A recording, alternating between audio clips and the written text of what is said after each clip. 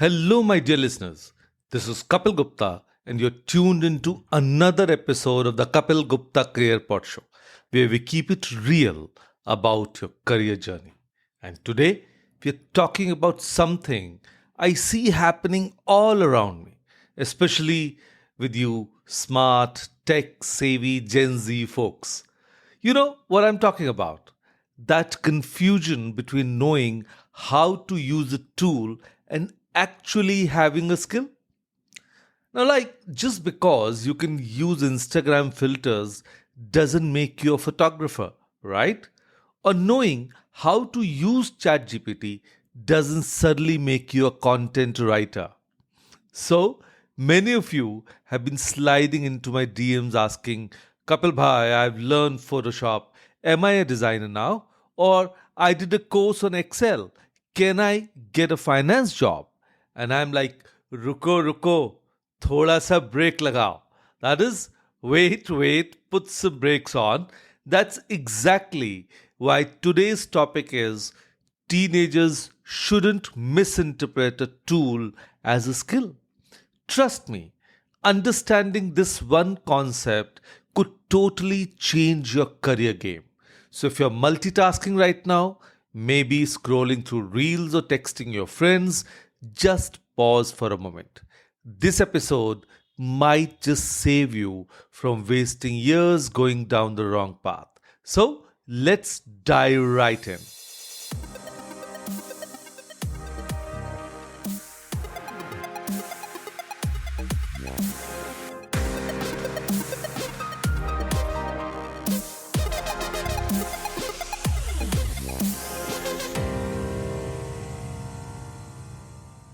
Hello, all.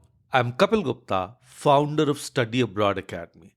I'm on a mission to coach and mentor 100,000 high school students and help them realize the dream of studying in the best universities of the world and build happy and successful careers for themselves.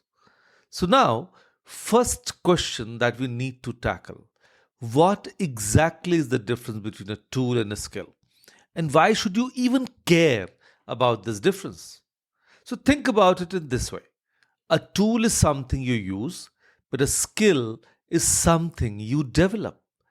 A tool is external, like your smartphone, an app, or a software, but a skill, that's internal. It's part of who you are. Now, let me give you a simple example. Now, Microsoft PowerPoint is a tool, but knowing how to create a presentation that keeps people awake and actually convinces them about your idea, that's a skill. See the difference?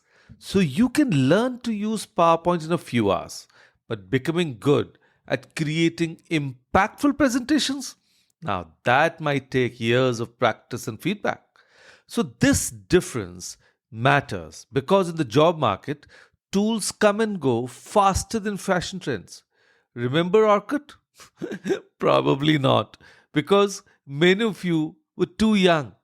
But it was the Facebook before Facebook. So people who only learned how to use Orkut without developing actual social media strategy skills were left with nothing when it disappeared. The problem I see with many teenagers today is they put mastery on their resume and they think they've cracked the code to employment. Like, I know Canva. Cool. So do 30 million other people. But what unique value do you bring to the table? So now, let's talk about how depending too much on tools can actually mess up your growth. So I call this the calculator syndrome. Remember how some of your teachers didn't allow calculators during math exams? And you were like, but why? In real life, I'll always have a calculator. Well, they weren't just being mean. They wanted you to understand the math, not just punch numbers into a device. So, when you rely too much on tools, you stop exercising your brain's problem solving muscles. It's like always using Google Maps. Eventually, you lose your sense of direction completely. So, I was talking to this HR manager at a big tech company last week. And you know what she told me? She said they reject candidates who can only use tools but can't think beyond them. She gave me this example of a graphic designer who knew every Photoshop shortcut but couldn't explain why certain designs work better than others. So, technical knowledge without creative thinking, not worth much. And here's another truth bomb for you. When AI tools like ChatGPT can use the same software you can, what makes you special in the job market? It's not the tool knowledge, it's your creativity, your critical thinking, your uniquely human perspective. So, what skills are actually in demand today? Let me break it down for you. 1. Critical thinking. Being able to analyze information and make smart decisions. No AI can replace good judgment yet. Number 2. Problem solving. Finding solutions to complex problems, not just Googling answers. And number 3, communication. Expressing your ideas clearly and convincingly. Trust me, this is super rare these days. Number 4, adaptability. Being able to learn new things quickly when situations change. And number 5, emotional intelligence. Understanding people's feelings and working well with different personalities. So, notice something? None of these are about specific tools. These are skills that transfer across jobs, across industries, and across your entire career. I was speaking at a college last month, and this student asked me, Kapil sir, should I learn Python or JavaScript to get a good job? And I replied, learn how to learn programming languages instead. Because in 5 years, who knows what new language will be popular? So the skill is programming thinking, not just knowing syntax of one language. So let's talk about adaptability for a minute. Because this is huge. The average lifespan of a technical skill today is just about 2 to 3 years before it becomes outdated. Shocking, right? So think about how fast technology is changing. So when I was starting my career, Instagram didn't even exist. TikTok wasn't thing. AI was just in sci-fi movies. So imagine if I had only focused on learning specific tools from the time, I would be absolutely useless in today's job market. So it's my ability to keep learning, to adapt, to pick up new things quickly that has kept me relevant. And this is even more important for your generation. By the time you're mid career, you will probably using tools that haven't even been invented yet. So this is why learning how to learn is probably the most important meta skill you can develop. So when you know how to quickly adapt to new tools, you will never be left behind. So now, let me share some real examples of careers where skills matter much more than tools. Let's take healthcare. Doctors use all kinds of fancy equipment and software these days. But their real skill? Diagnosis, decision making, and bedside manner. No tool can replace good clinical judgment. Or look at content creation. Sure, you can use fancy cameras or editing software, but without storytelling skills, your content will be boring no matter how technically perfect it is. Even in IT and programming, the best developers I know aren't just coders. They are problem solvers who can think logically and creatively at the same time. The coding language is just their tool. And in business, successful entrepreneurs don't succeed because they can use accounting software. They succeed because they understand market needs, can build relationships, and make strategic decisions. The pattern is clear. In almost every field, the tools are just the entry ticket. The skills are what take you to the VIP section. So now that you understand the difference, what should you actually do about it? How can you make sure you're building transferable skills and not just becoming dependent on specific tools? So, here are six practical steps you can take. First, whenever you learn a new tool, ask yourself, what's the underlying skill here? If you're learning Excel, the real skill might be data analysis. And if you're learning Premiere Pro, the real skill is visual storytelling.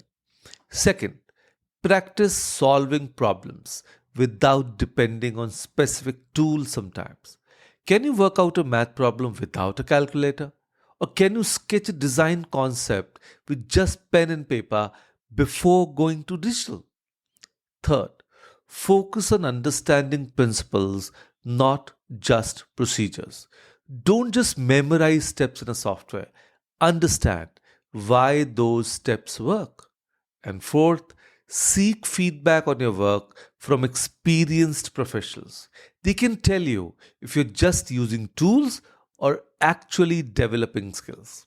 And fifth, create your own projects where you have to figure things out yourself instead of following tutorials step by step. And sixth, collaborate with others.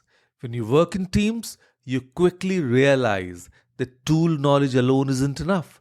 You need those human skills like communication and teamwork too. And now, what about teachers, parents, and mentors? How can they help teenagers develop actual skills? So, if you're a parent listening to this show, stop buying your kids every new gadget without teaching them the fundamentals first. I see parents getting their 12-year-olds expensive DSLR cameras but not teaching them about composition or lighting. For teachers, please stop teaching software interfaces without explaining the concepts behind them. A student who understands design principles can learn any design software, but a student who only knows one software is stuck when that software becomes outdated. And mentors, challenge your mentees to solve problems without jumping straight to digital tools. Ask them why questions and not just how questions.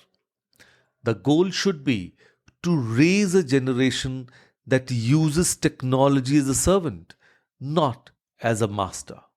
So let's talk about AI and automation for a bit because that's changing everything. AI tools can now write essays, create images, even code simple websites. So, what skills will remain uniquely human and essential? First, creativity, genuine originality, and innovative thinking. AI can combine existing ideas, but true innovation still comes from human minds. Second, ethical judgment, understanding right from wrong in complex situations. AI has no moral compass. Third, emotional intelligence, truly understanding and connecting with other humans on an emotional level. Then, fourth, physical skills, things that require precise physical movements or presence. And fifth, wisdom, the ability to apply knowledge in a thoughtful way based on experience and values. So, these are the areas where humans will continue to have an edge. So, if you're building a career, lean into these uniquely human capabilities. And now, about balancing technical expertise with soft skills. Now, this is something many teenagers struggle with. I know technical skills feel more concrete. You can say, I learned Python and show a certificate, but it's harder to prove I'm good at teamwork. But here's the truth, As you climb up in any career, soft skills become more important, not less. The higher you go, the more you need to influence people, communicate clearly, and lead effectively. So, how do you balance them? Start seeing soft skills as actual skills that need deliberate practice, not just personality traits. Join debate clubs to improve your communication. Work in team projects to develop collaboration skills. Take leadership roles in college activities. Now, these experiences are just as valuable as your technical certifications, maybe even more so. And document your growth in these areas. Keep a journal of challenging situations you have handled, feedback you have received, and how you have improved. Now, this will help you talk about these skills confidently in interviews later. And finally, let's talk about continuous learning. In today's world, your education doesn't end when you get a degree or a job. Learning is now a lifetime commitment. But how do you approach this effectively without burning out? First, be strategic. Don't try to learn anything. Focus on building a T shaped skill set. That means having deep expertise in one area with broader knowledge across related fields. Second, learn by doing real projects, not just courses. Apply what you learn immediately. Third, build a learning network. Connect with people who challenge your thinking and expose you to new ideas. Fourth, make learning a habit, not an event. Even 20 minutes of deliberate learning daily is better than cramming occasionally. And finally, reflect on what you learn. Take time to think about how new knowledge connects to what you already know. Remember, in the age of Google, knowing facts is less valuable than knowing how to learn, unlearn, and relearn. So, my young friends, let me sum up the big takeaways from today's episode. A tool is something you use, a skill is something you are. Tool will come and go throughout your career, but skills will stay with you and grow stronger. Don't fall into the trap of thinking that knowing a software or app makes you valuable in the job market. The real value comes from your ability to think critically, solve problems creatively, and adapt to change. The most important skills for the future aren't about specific technologies, they are about being uniquely human in a world of increasing automation. And most importantly, become a lifelong learner. The moment you stop learning is the moment you start becoming obsolete.